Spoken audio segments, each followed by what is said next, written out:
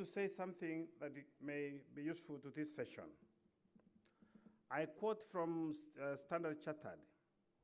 When we fund education, this is a commitment from Standard Chartered. We fund education because we know that everything you do sets something in motion.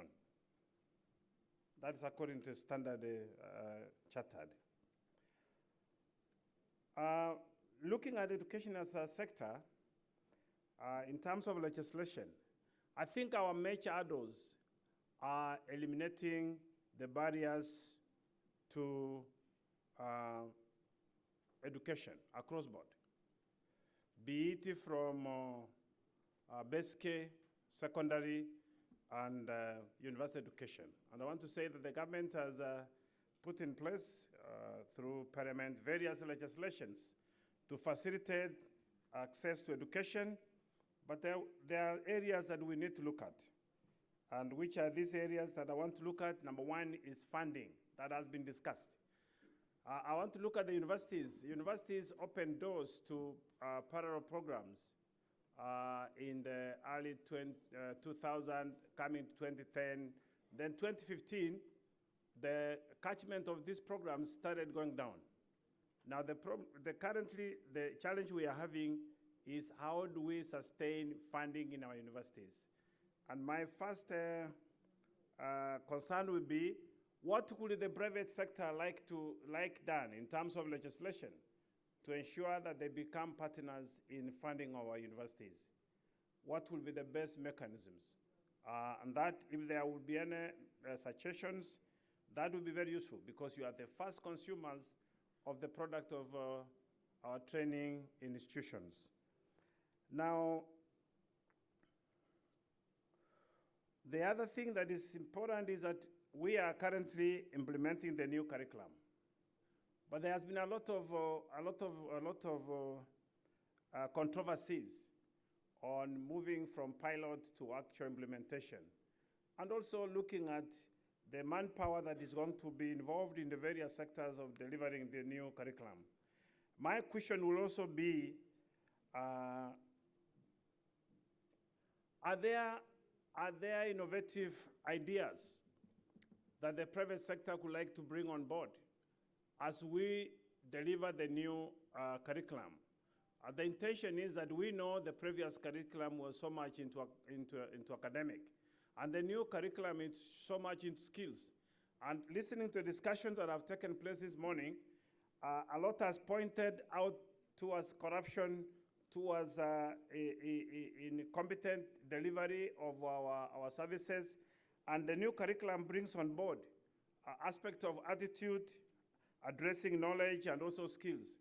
What would be the best way that the private sector would like to engage? And I think as we go through this, we want to remember that the government of Kenya has already rolled out a good program on skills development at the middle level using the TVETs. But the consumers of these products will be, among others, the private sector. What would they like to see? How could they like to be engaged? What kind of skills could they prefer, so that we do not produce the kind of products we are seeing in our colleges, our primary school colleges? We have more teachers than they can be absorbed. If there will be an area within the private sector or within the industry that you think should be best addressed, this will be the kind of the best time to bring it forward as we move to developing the middle-level skills. I want to say that there is substantial discussion on how to integrate, on how to strengthen and build the linkage between industry and also higher-level institutions to merge the skills to address the gaps that exist in the industry. But I think the best thing that we'll have to do is to begin engaging, to know exactly how many and where would these skills be required. Scaling up the private sector participation in vocational training is critical for the delivery of the Big Four agenda. And I want to look at how do we rebrand the TVETs. You know, some of the TVETs, especially the village polytechnics, if you visit them, you really do not expect much to come out of them. How do we ensure that these TVETs are well linked and trap resources from the neighboring communities? And I think if we have policy initiatives that address those gaps, that will be going to the right direction in terms of promoting manufacturing and even the agricultural sector, trying to encourage farmers to grow some of the products that are used in industry at the local level, especially in the area of pharmaceutical and the medical sector. We need to reinforce apprenticeship programs to better address youth unemployment.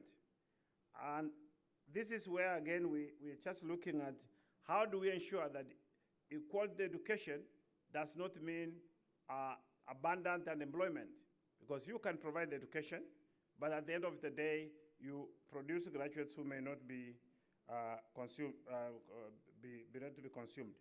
Building skills inventory. We do not know the gaps we have in various sectors, including the industry.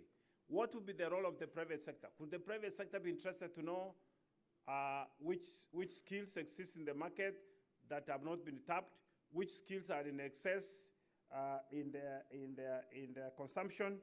I think those could be some of the things we would like to discuss. And I want to say that various acts, including the TVET Act 2013, including the Education Act 2012, Industrial Training Act 2012, have already addressed a number of issues, but I want to say that there's room for engagement to see where we can improve these acts, but at the same time, to see how we can increase our implementation rate. With those remarks, I want to say that I have delivered a piece of work that was given to me by the chairman of the Education Committee, Honorable Churias Mary, and I think it sets a foundation for further discussion and also reflections on how we can use education to achieve the Big Four. Thank you very much. Thank you, Professor.